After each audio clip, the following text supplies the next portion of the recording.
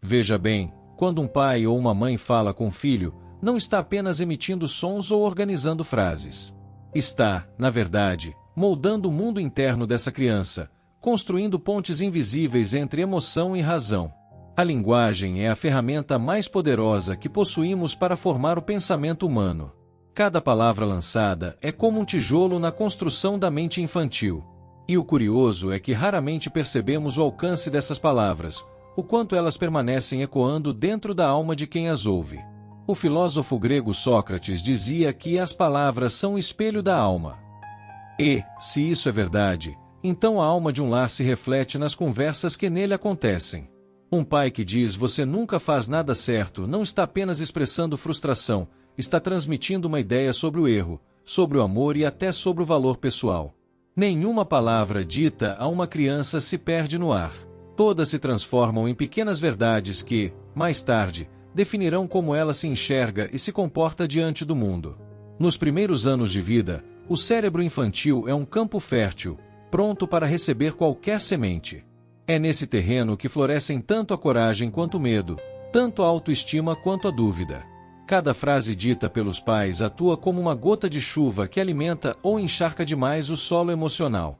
Por isso, quando falamos com uma criança, precisamos ter clareza. Estamos formando um ser humano, não apenas educando um comportamento.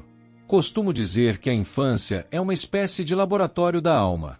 Tudo o que acontece ali se transforma em experiências químicas e emocionais que permanecerão ativas por décadas. Um elogio verdadeiro pode se tornar força de caráter. Uma crítica injusta pode se transformar em insegurança crônica. A voz dos pais é o primeiro som que a criança aprende a decifrar, e também o mais difícil de esquecer. É impressionante como palavras simples, ditas no momento de pressa, podem se tornar feridas profundas. Deixa pra lá, você não entende nada, não chore por bobagem, você é impossível. Frases como essas, embora pareçam inofensivas, se instalam silenciosamente na mente do filho. Elas se repetem no pensamento adulto, como um eco que diz, eu não sou suficiente. E é aí que começa a fragilidade emocional de tantas pessoas. A psicologia moderna e a neurociência confirmam algo que a sabedoria popular já sabia. O cérebro infantil aprende pelo afeto. Isso significa que uma criança não só escuta o que dizemos, mas sente o que sentimos ao dizer. A emoção dá cor e peso às palavras. Um mesmo cuidado pode soar como amor ou como medo, dependendo do tom. É por isso que educar exige não apenas intenção, mas também consciência emocional. Perceba, quando falamos com nossos filhos, estamos programando o diálogo interno que eles terão consigo mesmos no futuro. A maneira como uma criança é tratada hoje se transforma na maneira como ela se tratará amanhã. Um filho constantemente criticado se tornará um adulto que se critica. Um filho ouvido e valorizado aprenderá a se ouvir e a se valorizar. É um ciclo que começa no colo e termina na consciência. E aqui está um ponto essencial. Educar não é apenas corrigir, é também inspirar. Muitos pais acreditam que precisam endurecer as palavras para ensinar responsabilidade, mas o que realmente ensina é o exemplo aliado à empatia. Um "estou decepcionado" pode ferir mais do que um grito. A autoridade não se impõe pelo medo, mas pela coerência e pelo respeito mútuo. No fundo, cada conversa com o filho é uma oportunidade de semear confiança ou medo. E cada escolha linguística que fazemos revela o tipo de jardim que estamos cultivando. A palavra tem poder de cura ou de destruição, de encorajar ou de limitar. Usá-la bem é um exercício diário de consciência, paciência e amor. Nenhum pai nasce pronto, mas todo pai pode aprender a falar de um jeito que constrói. É sobre isso que vamos conversar ao longo deste vídeo. Há 5 frases que, muitas vezes sem perceber, destroem a mente dos nossos filhos. Não porque sejamos maus, mas porque repetimos o que aprendemos. Hoje, você vai descobrir como transformar o modo de falar em um gesto de sabedoria, e como substituir o peso das palavras pela leveza da compreensão. Afinal, educar é, antes de tudo, um ato de amor falado com cuidado. Quantas vezes já ouvimos, ou dissemos, essa frase? Ela parece inocente, até protetora, mas carrega um veneno sutil. Quando dizemos a uma criança "não chore", estamos ensinando que expressar emoções é algo errado ou vergonhoso. E, veja, chorar é uma das formas mais primitivas e honestas de liberar tensão. Um adulto que aprendeu a engolir o choro, normalmente, é alguém que carrega dentro de si um mar represado de emoções não vividas. Ao negar o choro de uma criança, não estamos resolvendo o problema, estamos apenas empurrando-o para dentro. A emoção reprimida não desaparece, ela se transforma. Pode virar ansiedade, raiva contida, medo constante ou dificuldade de se conectar com os próprios sentimentos. O ser humano que aprende a não chorar também aprende a não pedir ajuda, a não mostrar vulnerabilidade. E isso, mais tarde, se transforma em solidão emocional. É claro que nenhum pai diz não chore com má intenção. Normalmente, é uma tentativa de consolar, de encurtar a dor. Mas o efeito é o oposto. Em vez de conforto, a criança recebe negação. O que ela entende é: meu sentimento é errado, eu não devia sentir isso. E assim, pouco a pouco, aprende a desconfiar das próprias emoções, como se sentir fosse um defeito. Esse é o primeiro passo para a desconexão emocional. O correto não é proibir o choro, mas acolhê-lo.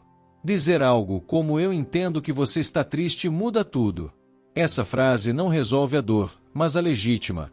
Isso basta para que a criança se sinta segura. Quando alguém se sente validado, a emoção encontra espaço para se transformar. O choro que é ouvido se acalma mais rápido do que o choro que é silenciado. É como abrir uma janela numa sala abafada. Perceba que permitir o choro não é incentivar o drama. É ensinar a lidar com ele.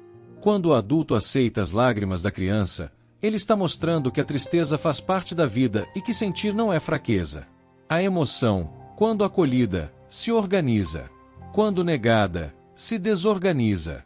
E é por isso que muitos adultos desmoronam por dentro quando algo pequeno acontece, porque nunca aprenderam a se permitir sentir sem culpa. É curioso, a sociedade ensina que chorar é sinal de fragilidade, mas, na verdade, é um sinal de inteligência emocional. Saber expressar o que se sente é um ato de coragem e de saúde mental. Quando um pai acolhe o choro, está ensinando resiliência, não fraqueza. Está dizendo, sem palavras, você pode sentir e ainda assim está seguro. Isso cria filhos emocionalmente maduros, empáticos e conectados consigo mesmos. A neurociência mostra que, quando uma emoção é reprimida, o cérebro libera hormônios de estresse e o corpo entra em estado de alerta. Mas quando essa emoção é acolhida, o sistema nervoso se regula naturalmente. Ou seja, permitir o choro não é sentimentalismo, é fisiologia. Educar com empatia é, portanto, também uma forma de cuidar da saúde do cérebro infantil. O amor, afinal, é uma química que cura. Imagine uma cena simples. A criança cai, se machuca e começa a chorar. O pai se aproxima e diz, com calma, eu sei que doeu, vem cá, vamos ver juntos o que aconteceu. Em segundos, a emoção muda de cor. O choro diminui, a respiração volta, o olhar se suaviza. Não porque a dor sumiu, mas porque o medo se dissipou. A presença afetuosa ensina mais do que 1000 sermões. O acolhimento é a verdadeira educação emocional. Precisamos compreender que as emoções não são inimigas, são mensageiras. A tristeza diz que algo precisa de atenção, o medo avisa que é um perigo, a raiva mostra que algo é injusto. Ignorar essas mensagens é como tapar os ouvidos diante do alarme de incêndio. Ensinar uma criança a ouvir suas emoções é prepará-la para a vida adulta com sabedoria e equilíbrio. Sentir é humano, reprimir é desumano. Portanto, a próxima vez que seu filho chorar, lembre-se, ele não está sendo fraco, está sendo humano. O seu papel não é mandar parar, mas ensinar a respirar, acolher e compreender o que está sentindo. Educar emocionalmente é dar permissão para existir com tudo o que se é, inclusive com as lágrimas. Porque é no reconhecimento do sentimento que nasce a força. E toda força verdadeira começa na aceitação. Essa é, talvez, uma das frases mais destrutivas que um pai ou uma mãe pode dizer, e, ao mesmo tempo, uma das mais comuns. Comparar é quase automático. Fazemos isso acreditando que estamos motivando, que o filho vai se esforçar para chegar lá. Mas o efeito é o oposto. A comparação é uma ferida silenciosa. Quando comparamos, o que comunicamos não é inspiração, é rejeição. É como dizer, você, do jeito que é, não basta. A criança não ouve seja melhor, ela ouve você não é suficiente. E esse é um peso que nenhuma mente em formação deveria carregar. Cada filho é um universo, com ritmos, talentos e maneiras próprias de aprender. Comparar é o mesmo que pedir um peixe que voe ou a um pássaro que nade. O amor verdadeiro reconhece singularidades, o amor distraído tenta moldar todos no mesmo formato. E a dor nasce desse desencontro. Quando um pai compara, o filho perde o direito de ser ele mesmo. Ele começa a tentar se encaixar na sombra do outro, vivendo uma vida emprestada. Isso gera dois efeitos perigosos. No comparado, nasce o sentimento de inferioridade. No modelo, surge a ansiedade de corresponder. Nenhum dos dois ganha. Ambos crescem com medo constante de decepcionar. E, aos poucos, a casa deixa de ser um lar e vira um campo de competição. A comparação não ensina superação, ensina rivalidade. O irmão deixa de ser parceiro e se torna referência de ameaça. A relação fraterna, que poderia ser fonte de apoio, se transforma em terreno de inveja e ressentimento. E, quando a criança aprende que o amor do pai é uma disputa, ela cresce acreditando que o amor, em qualquer forma, é algo que precisa ser conquistado. E esse é o início da insegurança afetiva. Há também outro tipo de comparação, mais sutil, mas igualmente nociva, aquela feita em silêncio. O olhar de desaprovação, o suspiro quando o filho falha, a frase não dita, mas sentida, eu esperava mais de você. A criança percebe. Ela capta o tom, o gesto, o ar de frustração. E isso fere mais do que 1000 palavras. Porque o não dito também educa, o silêncio também grita. O antídoto para a comparação é o reconhecimento. Em vez de porque você não é como seu irmão, diga, eu vejo o quanto você tem se esforçado. Essa mudança de foco, do outro para o próprio, transforma o clima emocional da relação. A criança passa a sentir que é vista, que é percebida em sua trajetória individual. E quando alguém se sente visto, desperta o desejo natural de crescer, de melhorar, de ser. Cada filho traz uma combinação única de talentos e desafios. Um aprende rápido, outro é mais criativo, um fala muito, outro observa em silêncio. E tudo isso é riqueza, não problema. A missão dos pais não é padronizar, é cultivar. A natureza não compara flores, elas deixa florescer em seus próprios tempos. O mesmo deveria acontecer dentro de casa. Educar é nutrir, não medir. Comparar é a maneira mais rápida de minar a autoestima de uma criança. Ela começa a acreditar que seu valor depende de superar alguém. E esse pensamento acompanha a vida adulta, transformando-se em uma voz interna que diz, preciso provar que sou melhor. O resultado é um adulto cansado, competitivo, incapaz de se alegrar pelas conquistas alheias. A comparação infantil vira a competição crônica da vida moderna. Se queremos criar filhos emocionalmente saudáveis, precisamos trocar a comparação pela celebração. Celebrar cada avanço, cada tentativa, cada pequeno progresso.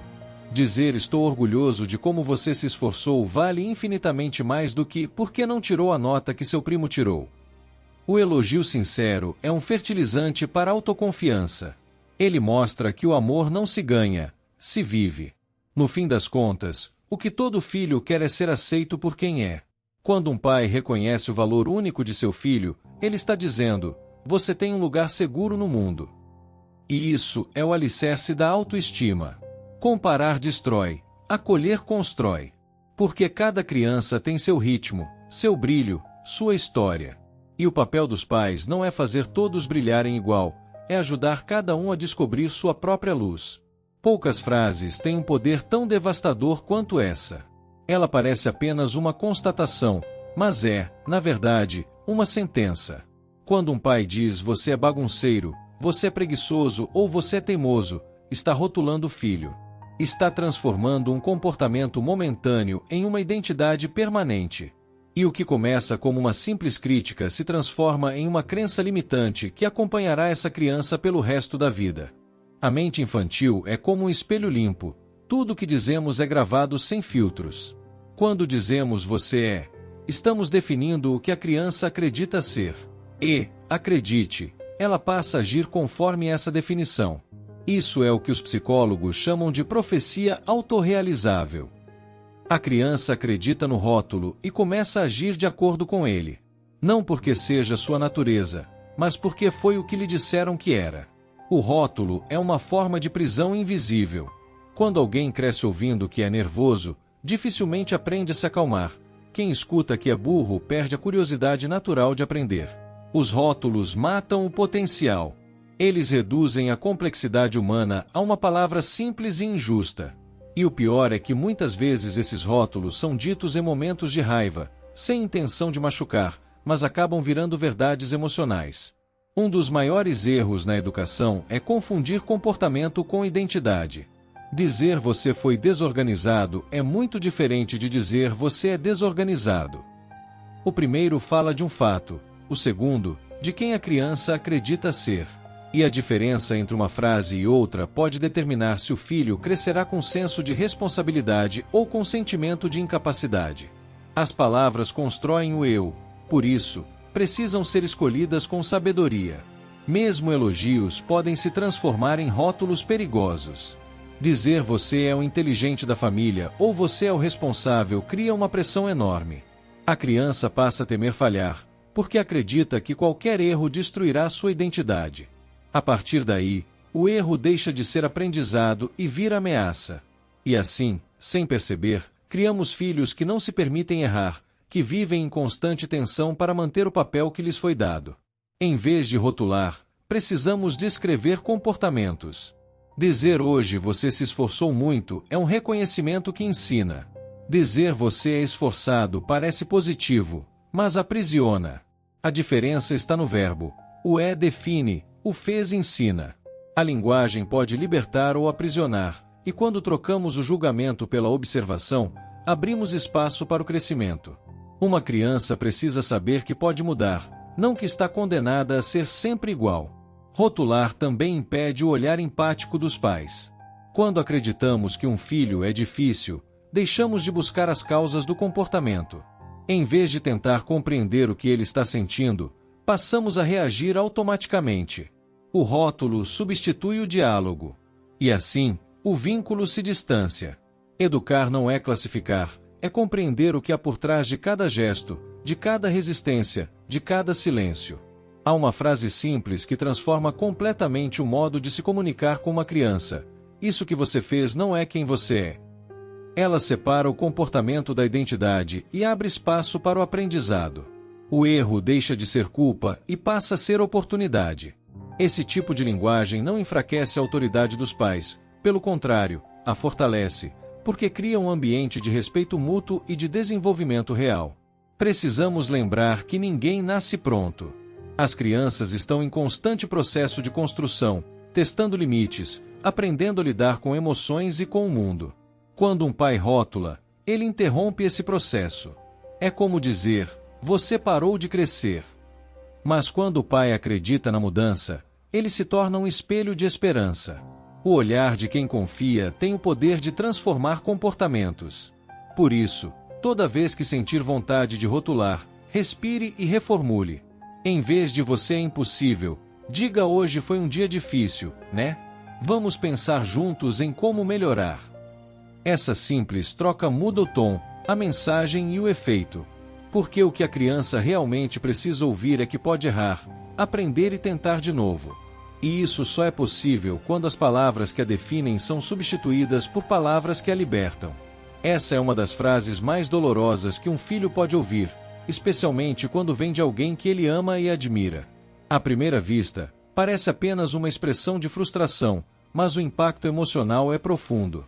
Quando um pai diz, estou decepcionado com você, o que a criança ouve é, você me fez deixar de te amar por um momento. A decepção soa como uma retirada de afeto, como se o amor estivesse condicionado ao desempenho. A mente infantil não tem maturidade para separar comportamento e identidade. Por isso, a criança não entende que o pai está desapontado com o que ela fez, ela entende que o pai está desapontado com quem ela é. Essa confusão gera culpa, vergonha e medo de errar novamente. O erro, que deveria ser uma oportunidade de aprendizado, se transforma em um lembrete de inadequação. E, pouco a pouco, a criança começa a esconder seus erros, não por malícia, mas por medo de perder o amor. A frase "estou decepcionado" cria um tipo de vínculo frágil, baseado em aprovação condicional. O filho aprende que, para ser amado, precisa acertar sempre. E essa é uma carga insuportável. Ninguém consegue viver sem falhar. Assim, forma-se um adulto perfeccionista, ansioso, que vive buscando aprovação e se sente constantemente insuficiente. A vergonha, quando internalizada, se transforma em uma ferida silenciosa, difícil de curar. É claro que os pais têm o direito de se frustrar. É natural esperar o melhor dos filhos. Mas há uma diferença enorme entre expressar frustração e transferir culpa. Dizer "fiquei triste com o que aconteceu, quero entender por que isso ocorreu" é completamente diferente de "você me decepcionou". Na primeira, há abertura para diálogo e aprendizado. Na segunda, há fechamento, culpa e distanciamento emocional. O amor incondicional é o solo onde cresce a responsabilidade verdadeira. Quando a criança sabe que o amor dos pais não depende do resultado, ela sente segurança para reconhecer erros e tentar de novo. Mas quando o amor é percebido como uma recompensa, o medo domina. E o medo é um péssimo educador. Ele ensina a obediência cega, não consciência. Ensina a esconder, não a refletir. Ensina a mentir, não a se responsabilizar. O problema da decepção é que ela muda a direção do olhar. O foco deixa de estar no comportamento e se volta para o valor pessoal. Ao invés de "isso que você fez foi errado", o filho entende "eu sou errado". E quando alguém acredita ser o erro, perde a motivação de mudar. A vergonha paralisa, enquanto a compreensão transforma. A culpa castiga, o amor educa. Essa é a diferença entre corrigir e ferir. Se quisermos filhos éticos, empáticos e conscientes, precisamos trocar a decepção pelo diálogo. Dizer "eu sei que você pode fazer melhor" não é o mesmo que dizer "você me desapontou". O primeiro desperta a responsabilidade, o segundo, a vergonha. Um puxa para frente, o outro empurra para baixo. O tom faz toda a diferença. O olhar de quem acredita é o maior combustível que uma criança pode ter para crescer. Em momentos de erro, o papel do adulto não é punir com palavras, mas guiar com presença. Um pai que diz "vamos entender o que deu errado e corrigir juntos" ensina mais do que 1000 broncas. Ele mostra que o erro é parte do processo, não o fim dele. Essa postura cria filhos que não têm medo de tentar, de experimentar, de cair e levantar. Porque sabem que o amor dos pais é porto seguro, não tribunal. E se você já usou essa frase, não se culpe, se arrependa com consciência. Peça perdão, se for preciso. Dizer "eu estava magoado e me expressei mal, mas eu te amo e acredito em você" tem um poder reparador imenso. As crianças não esperam pais perfeitos, esperam pais verdadeiros. A humildade cura o que a raiva feriu. Nenhum erro de comunicação é irreversível quando há amor e presença. Por fim, lembre-se, os filhos não precisam de pais que nunca se decepcionam, e sim de pais que continuam amando mesmo quando algo dá errado. Educar é acompanhar o crescimento, não controlar o resultado. A decepção fecha portas, o diálogo as abre. E um filho que se sente aceito quando erra, cresce corajoso, empático e honesto, não por medo de decepcionar, mas por amor a si mesmo e aos outros. Essa é, sem dúvida, uma das frases mais destrutivas que um filho pode ouvir. Ela carrega em si a soma de todas as anteriores: comparação, rotulação, culpa e rejeição. Quando um pai ou uma mãe diz "você nunca faz nada direito", está apagando, em uma única sentença, todos os acertos, todos os esforços, todas as tentativas anteriores. É uma frase que não corrige um erro, ela condena uma pessoa. E o efeito psicológico é devastador. O problema dessa frase é que ela generaliza. A palavra nunca transforma um comportamento específico em uma falha existencial. O filho não ouve "você errou agora", ele ouve "você é um erro". E quando uma criança passa a acreditar nisso, perde o desejo de tentar novamente. A esperança se apaga. Afinal, por que se esforçar, se o resultado, aos olhos de quem ama, já está decidido. Assim nasce a desistência emocional, o conformismo, a apatia. Essa desistência é perigosa porque não se manifesta de imediato. Ela começa em silêncio, nas pequenas coisas. A criança para de se oferecer para ajudar, evita desafios, recua diante das oportunidades.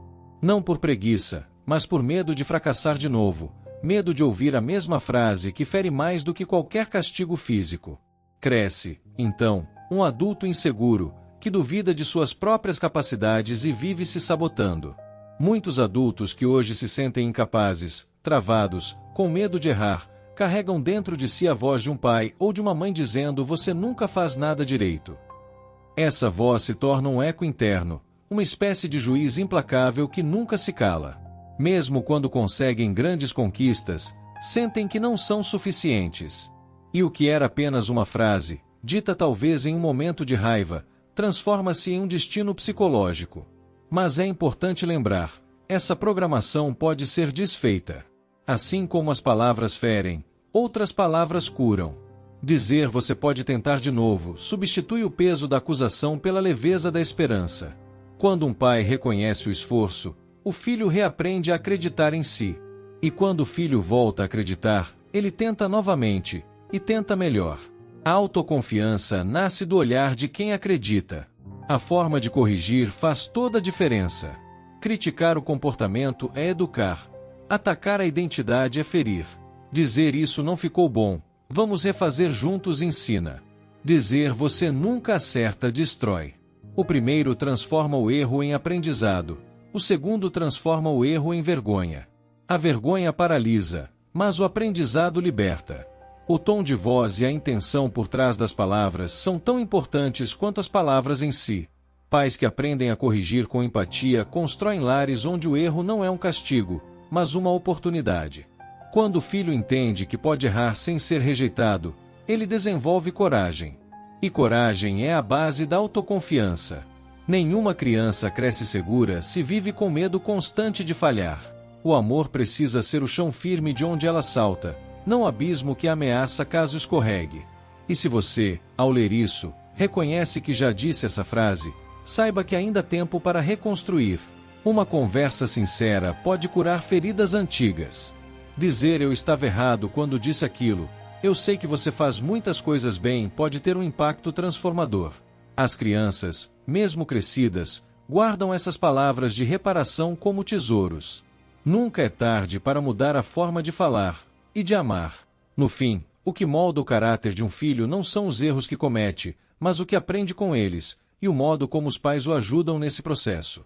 Cada frase dita com empatia se torna um tijolo na construção da autoestima. Cada palavra agressiva, uma rachadura. Educar é escolher o que queremos deixar como herança emocional. E essa herança não se mede em bens, mas em palavras que fortalecem ou enfraquecem. Por isso, antes de dizer algo em um momento de raiva, respire. Pense se o que você vai dizer vai ensinar ou apenas machucar. As palavras não voltam, mas o silêncio consciente pode evitar muitos arrependimentos. No fim, todo filho precisa ouvir algo simples e poderoso: "Você é capaz, e eu acredito em você." Essa frase, repetida ao longo dos anos, tem o poder de curar tudo que as outras destruíram.